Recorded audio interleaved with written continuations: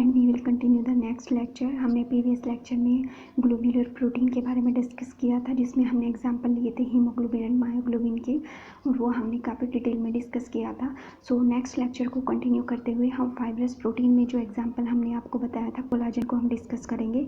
तो fibrous protein में हम कोलाजन के को डिस्कस करते हैं, राइट। तो प्लीज़ केयरफुली सुनिएगा, बहुत इंपॉर्टेंट टॉपिक है, क्वेश्चंस एग्ज़ाम में पूछे जाते हैं।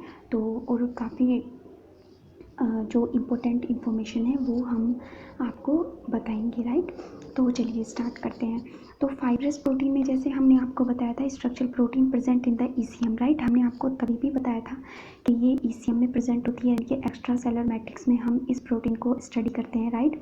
वो देखिए, आप अगर एक बार रिवाइज कर पाएँ, हमने आपको जब प्रीवियस लेक्चर में जो जनरल प्रॉपर्टीज़ बताई थी फाइब्रस एंड ग्लोब्यूलर प्रोटीन की, तो हमने फाइब्रस प्रोटीन में आपको बताया भी था कि जो फाइब्रस प्रोटीन होती हैं वो रोड शेप्ड होती हैं और मेनली स्ट्रक्चरल फंक्शंस परफॉर्म करती हैं।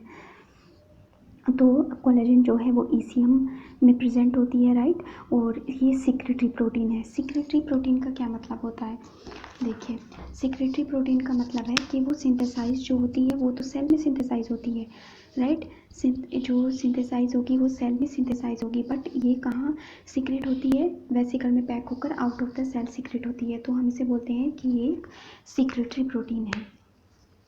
कुछ जनरल प्रॉपर्टीज़ हैं, जैसे मोस्ट अबंडेंट प्रोटीन इन वर्टिब्रेट्स, राइट। वर्टिब्रेट्स में मोस्ट अबंडेंट प्रोटीन है, at least 27 different types of collagen, right. जो कोलाजन होते हैं वो एक टाइप का नहीं बट 27 डिफरेंट टाइप का होता है। और type first, second and third ये रिप्रेजेंट करता है अप्रोक्सीमेट 90% ऑफ कोलाजन, यानी कि जो type first, second and third है वो अप्रोक्सीमेटली 90% कोलाजन को रिप्रेजेंट करता है, और जो इसकी अदर्स फॉर्म है वो 10% कोलाजन को रिप्रेजेंट करती हैं। तो मोस्ट अबंडेंट जो है वो type first, second and third है।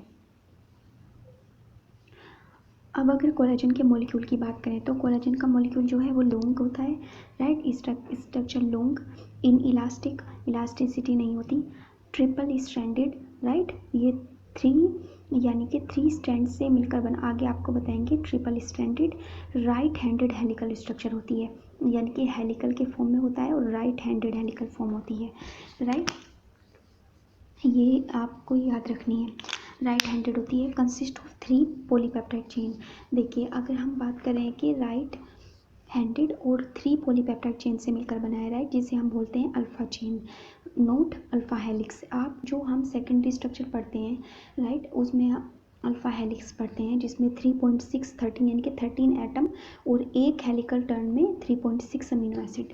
देखिए, अगर मैं बात करूं अल्फ़ा हेलिक्स की, राइट, तो जो अल्फ़ा हेलिक्स होता है वो तो हमारे पास 3.6 अमीनो एसिड प्रेजेंट होती हैं, राइट। और 13 हम इसलिए लिखते हैं क्योंकि इसमें 13 एटम प्रेजेंट होते हैं जब बाइंडिंग होती है, राइट। अगर प्रोटीन का स्ट्रक्चर जब डिस्कस करेंगे तब आपको बताएंगे कि ये 13 एटम कैसे प्रेजेंट होते हैं। हम यहाँ पर बात कर रहे हैं कोलाजन में अल्फ़ा चेन की, राइट। तो अल्फ़ा चेन जो है वो 3 पॉलीपेप्टाइड से मिलकर बनी है ना, 3 पॉलीपेप्टाइड से मिलकर बनी है, और इसमें जो अमीनो एसिड प्रेजेंट होते हैं वो होते हैं 3.3, राइट। एक हेलिकल टर्न में 1 हेलिकल टर्न कितने अमीनो एसिड रख रहा है? तो 3.3, ठीक।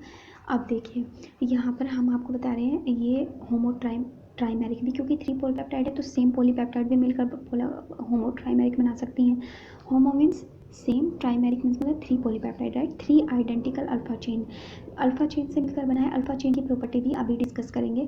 तो 3 आइडेंटिकल अल्फा चेन से मिलकर भी बन सकता है होमोट्राइमेरिक, और हेट्रोट्राइमेरिक भी हो सकता है, यानी कि 2 और 3 डिस्टिंक्ट अल्फा चेन जो होती हैं वो भी मिलकर कोलाजन का मॉलिक्यूल बना सकती हैं। जैसे अगर हम बात करें यहाँ पर, तो यहाँ पर 3 आइडेंटिकल जो अल्फ़ा चेन है वो प्रेजेंट है, और यहाँ पर 3 डिफरेंट जो अल्फ़ा चेन है वो प्रेजेंट है, राइट।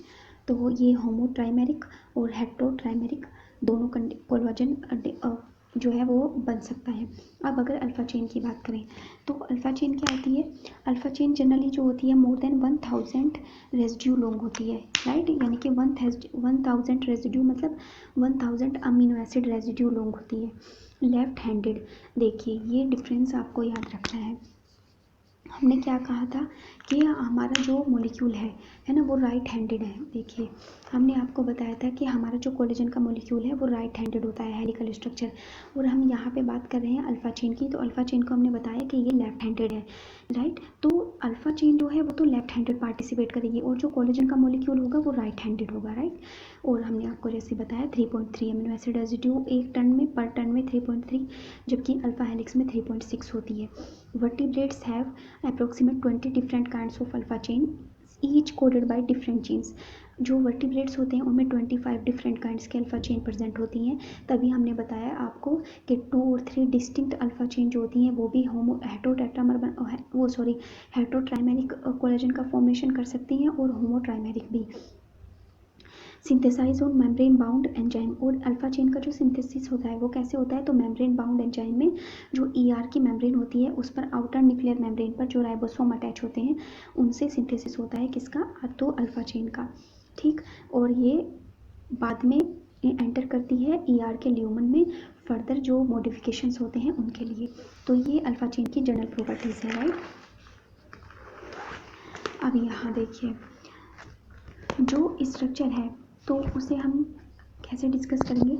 यहाँ पर एन जो हम आपको बता रहे हैं कि एन, राइट, ये किसका है, ग्लाइसिन का एन टर्मिनल, जो इसमें सीक्वेंस प्रेजेंट होता है अमीनो एसिड का।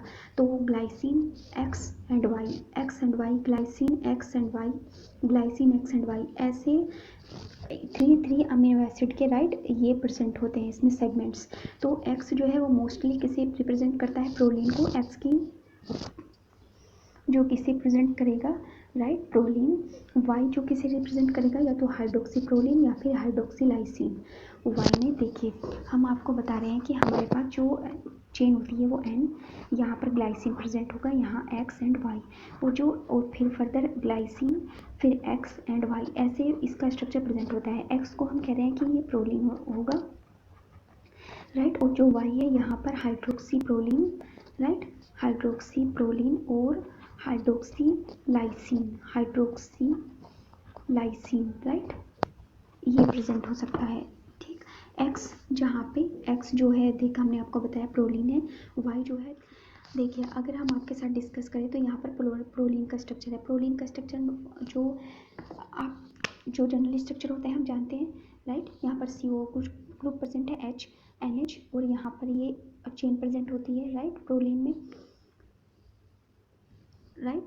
उसके बाद अगर हम किसकी बात करें तो ग्लाइसिन का स्ट्रक्चर देख लीजिए। ग्लाइसिन का तो बहुत नॉर्मली ये स्ट्रक्चर प्रेजेंट होता है, ठीक। अगर हम हाइड्रोक्सी प्रोलीन की बात करें तो हाइड्रोक्सी प्रोलीन में हमारे पास क्या हो जाएगा, देखिए ये तो सेम है। यहाँ पर हमारे पास CH2 CH2, तो इस वाली पोजीशन पर यहाँ पर हाइड्रोक्सिल ग्रुप प्रेजेंट होगा, राइट। यहाँ पर हाइड्रोक्सिल ग्रुप प्रेजेंट होगा, इसीलिए हम बोल रहे हैं यहाँ पर हाइड्रोक्सिल। लाइसिन का देख लीजिए, जो लाइसिन होती है नॉर्मल स्ट्रक्चर हम कैसे बनाते हैं, COOH NH3 पॉजिटिव H और 1 2 3 4 5, राइट। हम इसे ऐसे भी लिखते हैं, देखिए alpha beta gamma delta and epsilon, right. और ये एप्साइलोन अमीनो ग्रुप कहलाता है, कि हम तभी कहते हैं कि एप्साइलोन अमीनो ग्रुप प्रेजेंट होता है लाइसिन में। और अगर हम हाइड्रोक्सीलाइसिन की बात करें तो हाइड्रोक्सीलाइसिन में देखिए CO ग्रुप प्रेजेंट है, यहाँ पर NH2 ग्रुप प्रेजेंट है, और यहाँ पर 1 2 3 4 5, राइट। यहाँ पर इस पोजिशन पर हमारे पास OH ग्रुप प्रेजेंट होगा, तो हम इसे बोलते हैं हाइड्रोक्सीलाइसिन, ठीक। ये आपने स्ट्रक्चर देखा। अब यहाँ हम करेंगे पोस्ट ट्रांसलेशन मॉडिफिकेशन। अब ये जो लाइसिन एंड हम बात कर रहे हैं प्रोलीन की, तो ये स्ट्रक्चर डेवलप कैसे हुई है, तो स्ट्रक्चर का यहाँ पर एंजाइम के द्वारा प्रोलीन एंड लाइसिन का मॉडिफिकेशन होता है, जिससे हाइड्रोक्सी प्रोलीन हाइड्रोक्सी लाइसिन जो होती हैं उनका मॉडिफिकेशन होता है। ये मोस्ट इम्पोर्टेंट पॉइंट है, यहाँ पर प्लीज़ केयरफुली देखिएगा। Post translation modification, alpha chain enter ER lumen, right. ये हमने आपको, देखिए ये हमने आपको अल्फा चेन का स्ट्रक्चर बताया। यहाँ पर लाइसिन प्रोलीन प्रेजेंट होती है, यहाँ पर हाइड्रोक्सी प्रोलीन कोई भी प्रेजेंट हो सकती है, ठीक। अब ये जो अल्फा चेन थी इसने एंटर कहाँ पर किया, ER के ल्यूमन में। हमने आपको बताया था ER जो की मेम्ब्रेन पर जो प्रेजेंट राइबोसोम्स हैं मेम्ब्रेन बाउंड, उनसे अल्फा चेन का सिंथेसिस होता है, और देन ये एंटर करती है ER के ल्यूमन में, अब फर्दर मॉडिफिकेशन के लिए, अब सबसे पहला मॉडिफिकेशन जो होगा वो कौन सा होगा, हमारे पास हाइड्रोक्सिलेशन, राइट। अब सबसे पहला हमारे पास जो होगा वो होगा हाइड्रोक्सिलेशन। हाइड्रोक्सिलेशन में कैसे, देखिए, because if we say that hydroxyproline और hydroxylysine is present so this hydroxin, यार देखिए, हम कहते हैं कि हाइड्रोक्सीलाइसिन एंड हाइड्रोक्सीप्रोलिन, तो हम क्यों कहते हैं, क्योंकि इसमें हाइड्रोक्सिलेशन होता है लाइसिन एंड प्रोलिन का ईआर के ल्यूमन में, ईआर के ल्यूमन में, याद रखिएगा। अब एंडोप्लाज्मिक रेटिकुलम में हमारे पास अमीनो एसिड प्रेजेंट है प्रोलिन एंड लाइसिन, जो हमने आपको बताया। अब ये क्या करते हैं, यहाँ पर एंजाइम प्रेजेंट है प्रोलाइल हाइड्रोक्सिलेज एंड लाइसाइल हाइड्रोक्सिलेज। ये एंजाइम जो हैं बहुत इंपॉर्टेंट हैं, इन्हें याद रखिएगा। प्रोलाइल एंड लाइसाइल हाइड्रोक्सिलेज जो हाइड्रोक्सिलेशन करते हैं प्रोलिन एंड लाइसिन का। अब ये एंजाइम क्या है, in both the enzyme require one particular cofactor, और इन दोनों एंजाइम की जो एक्टिविटी है वो किस पर डिपेंड करती है, कोफैक्टर पर। कोफैक्टर कौन सा है, हमारे पास विटामिन सी, राइट। जो prolyl hydroxylase and lysyl hydroxylase है उनके साथ कोफैक्टर अटैच होता है विटामिन सी। देखिए, अगर हम बात करें कि अगर एस्कॉर्बिक एसिड यानी कि विटामिन सी जो है वो बॉडी उसकी मान लीजिए, देखिए ऐसे सोचिए, अगर हम कहें कि विटामिन सी की हमारे अंदर डेफिशिएंसी हो गई है, तो अगर विटामिन सी की डेफिशिएंसी होगी तो इफेक्ट होगा किस पर, एंजाइम पर, प्रोलाइल हाइड्रोक्सिलेज एंड लाइसाइल हाइड्रोक्सिलेज पर। ये हाइड्रोक्सिलेशन परफॉर्म नहीं कर पाएंगे लाइसिन प्रोलिन का, तो अगर ये हाइड्रोक्सिलेशन कर नहीं कर पाएंगे तो अल्फा चेन जो है उसमें प्रेजेंट जो हाइड्रोक्सीप्रोलिन और हाइड्रोक्सीलाइसिन है वो मेंटेन नहीं हो पाएगा, तो कोलाजन का स्ट्रक्चर जो है वो, इसकी स्ट्रेंथ जो है वो कम हो जाएगी। तो vitamin C less in body the effect of the affinity of this enzyme. इसीलिए हम ज़्यादातर ब्यूटी प्रोडक्ट्स में जो कहते हैं कि विटामिन सी सभी में ऐड किया जाता है, जिससे कि वो हमारा स्ट्रक्चर कोलेजन का प्रोडक्शन कर सके, राइट। आपने बहुत सुना होगा, तो जिससे कि कोलेजन का प्रोडक्शन जो है वो अच्छे से हो सके। तो body effect of the affinity of this enzyme, right. हमने आपको बताया कि विटामिन सी जो है अगर कम होगा, लेस होगा बॉडी में, तो ये इफेक्ट करेगा इस लाइसाइल एंड जो हमारे पास प्रोलाइल हाइड्रोक्सिलेज है उनकी एक्टिविटी को। तो if hydroxylation affect the strength of collagen less, अगर हाइड्रोक्सिलेशन अफेक्ट हुआ तो हमारे पास कोलेजन की जो स्ट्रेंथ है वो कम हो जाएगी। क्यों होगी, क्योंकि हमने आपको बताया कि अल्फा चेन का हाइड्रोक्सिलेशन नहीं होगा, 3 अल्फा चेन बाइंड करती हैं। हमने कोलेजन के स्ट्रक्चर में आपको बताया कि ये होमोट्राइमेरिक भी हो सकता है, हेटरोट्राइमेरिक भी हो सकता है। और अगर हमारे पास हाइड्रोक्सिलेशन नहीं हुआ अल्फा चेन का, तो हमारे पास जो अब कैसे होता है अल्फा चेन में जो हाइड्रोक्सिलेशन होता है, देखिए यहाँ देखिए आप, अगर हम लोगों ने कहा कि जो अल्फा चेन है, right, alpha chain 3, alpha chain 1, 2 and 3, ये तीनों मिलकर क्या बनाती हैं, एक कोलेजन का फाइबर बनाती हैं। हम कह रहे हैं कि अगर कोई विटामिन सी की डेफिशिएंसी है तो हमारे पास लाइसाइल एंड जो प्रोलाइल एंजाइम है वो हमारे पास अफेक्ट होंगे। उनकी एक्टिविटी अगर अफेक्ट होगी तो हमारे पास कोलेजन फाइबर की स्ट्रेंथ कम होगी, क्योंकि अल्फा चेन में की स्ट्रक्चर अफेक्ट होगा। तो और तो ये ऐड कैसे होते हैं, क्योंकि ये ऐड होते हैं किससे, हाइड्रोजन बॉन्ड के थ्रू। कोवलेंट हाइड्रोजन बॉन्डिंग होती है, और अगर हाइड्रोजन बॉन्डिंग ज़्यादा होगी तो ज़्यादा स्ट्रेंथ होगी, और अगर हाइड्रोजन बॉन्डिंग कम होगी, अगर हमारे पास कोलेजन का जो हाइड्रोक्सिलेशन नहीं हो पाया तो हाइड्रोजन बॉन्डिंग कम होगी, तो हमारे पास कोलेजन का स्ट्रक्चर जो है वो वीक आएगा, राइट। यहाँ तक आपको समझ आया। अब हमारे पास क्या है, ग्लाइकोसाइलेशन। दूसरा मॉडिफिकेशन हमारे पास क्या है, ग्लाइकोसाइलेशन। देखिए, अभी हमने देखा था ईआर के ल्यूमन में हाइड्रोक्सिलेशन, अब हम बात कर रहे हैं ग्लाइकोसाइलेशन की। और मैं अब मुझे लगता है कि आपने ग्लाइकोसाइलेशन सुना ही होगा, जो हम पढ़ते हैं कि एन ग्लाइकोसाइलेशन, ओ ग्लाइकोसाइलेशन, ये एंडोप्लाज्मिक रेटिकुलम में परफॉर्म होता है, राइट। ओ ग्लाइकोसाइलेशन होता है यहाँ पर, याद रखिएगा, एन ग्लाइकोसाइलेशन नहीं, यहाँ पर ओ ग्लाइकोसाइलेशन परफॉर्म होता है, राइट। और हमारे पास किससे, 5 हाइड्रोक्सीलाइसिन से। अमीनो एसिड कौन सा पार्टिसिपेट करता है, 5 हाइड्रोक्सीलाइसिन।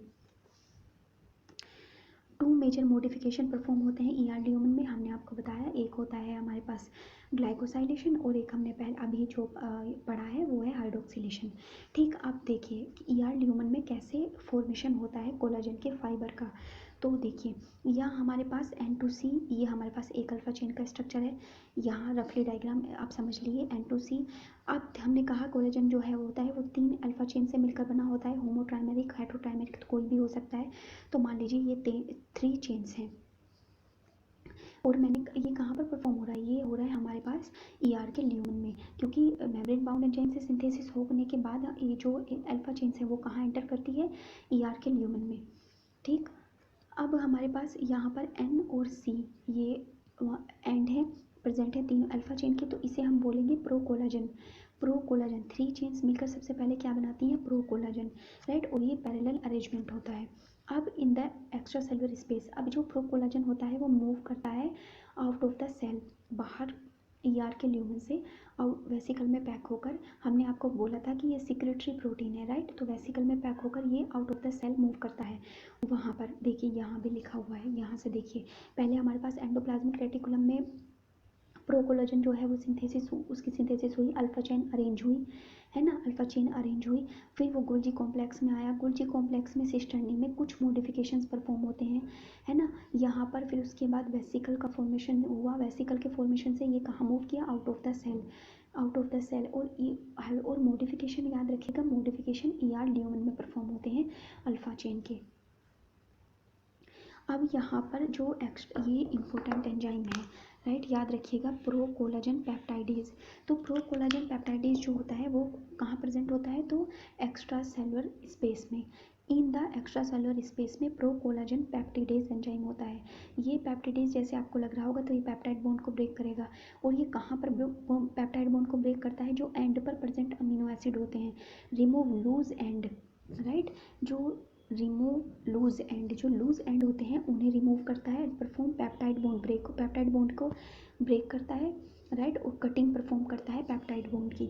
अब उसके बाद यहाँ पर हमारे पास जब हम एंड को रिमूव कर देते हैं प्रोकोलाजन पेप्टिडेज से, एंड का रिमूवल हो जाता है जो लूज एंड होते हैं, तो अब हमारे पास जो स्ट्रक्चर आती है उसे हम बोलेंगे टोपोकोलाजन, टोपोकोलाजन, राइट। और ये अप्रोक्सीमेट 300 नैनोमीटर लॉन्ग होता है।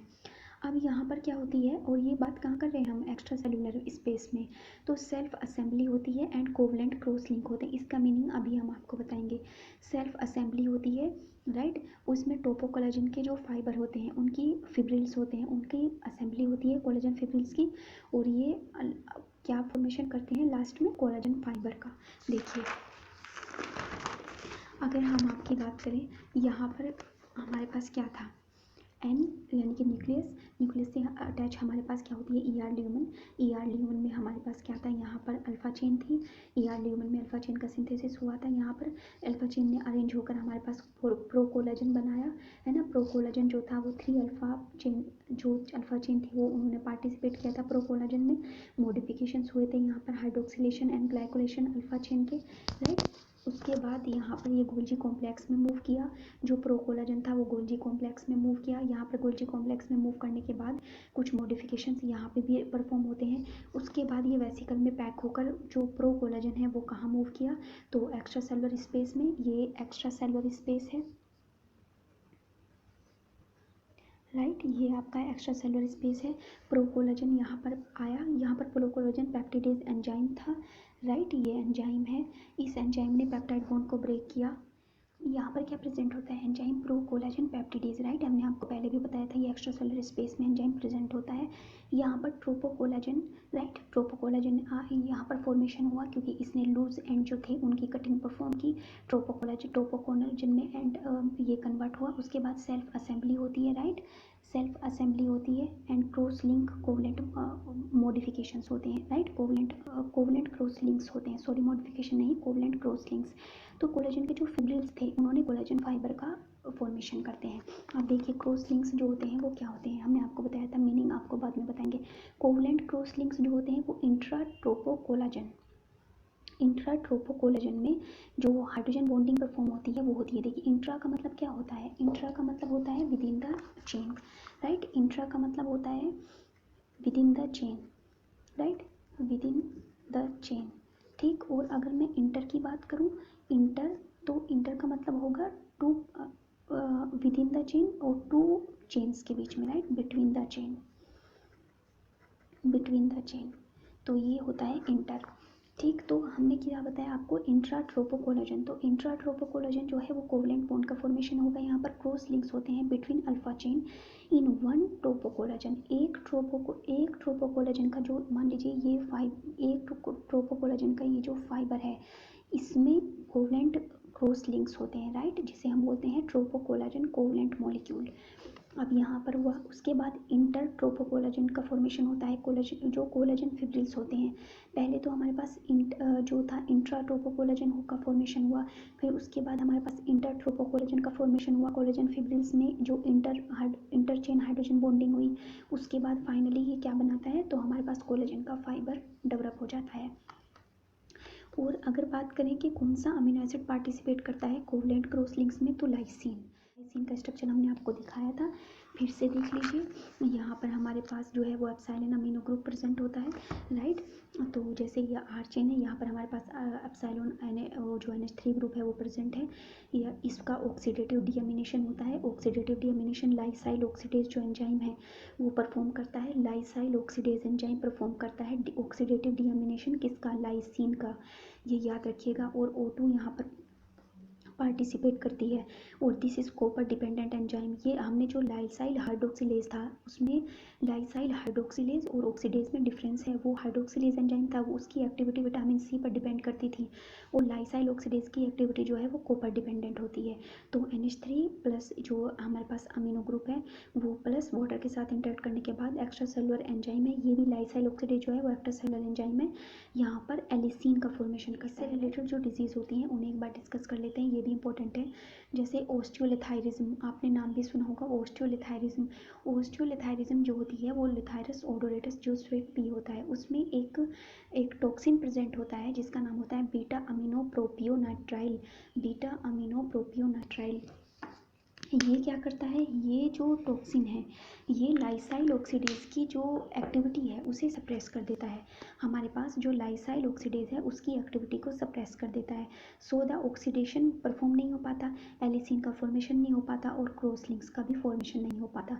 अगर एलिसिन का फॉर्मेशन नहीं होगा तो हमारे पास क्रॉस लिंक्स भी नहीं बनेंगे। इंटर और इंटरचेन जो क्रॉस लिंक्स बन रहे थे, जो हमारे पास कोलेजन फिब्रिल्स थे वो कोलेजन फाइबर में फाइनली नहीं डेवलप हो पाएंगे, तो कोलेजन की जो स्ट्रेंथ है वो डिक्रीज हो जाएगी। दूसरी जो हमारे पास डिजीज़ आती है वो आती है न्यूरोलिथायरिज्म। न्यूरोलिथायरिज्म में क्या होता है, सीड होता है लिथायरस सेटाइवस जो ग्रास पी होता है, उसमें जो न्यूरोटॉक्सिन है हमारे पास जो प्रेजेंट होता है neurotoxin beta N oxalyl amino L alanine. ये क्या करता है, ये ग्लूटामेट का एनालॉग है, ये नर्व इम्पल्स के ट्रांसमिशन को अफेक्ट करता है। तो ये था हमारा कोलेजन के बारे में बहुत इंपॉर्टेंट और बहुत ही जो इम्पोर्टेंट इन्फॉर्मेशन थी हमने वही डिस्कस की है। एंजाइम्स, राइट, कैसे फॉर्मेशन हो रहा है ये भी पूछे जाते हैं कि पहले ट्रोपोकोलाजन बनता है प्रोकोलाजन बनता है, क्योंकि ये इंपॉर्टेंट है कि पहले हमारे पास ER सिंथेसिस होती है, उसके बाद हमारे पास एक्स्ट्रा सेलुलर स्पेस में जो कोलेजन फाइबर है उसका सिंथेसिस होता है। तो जितनी भी इन्फॉर्मेशन है आप बार बार रिवाइज करिएगा, बार बार सुनिएगा, पॉज करिएगा, नोट करिएगा जो इन्फॉर्मेशन आपको इंपॉर्टेंट लगती है, राइट। बहुत इंपॉर्टेंट टॉपिक है और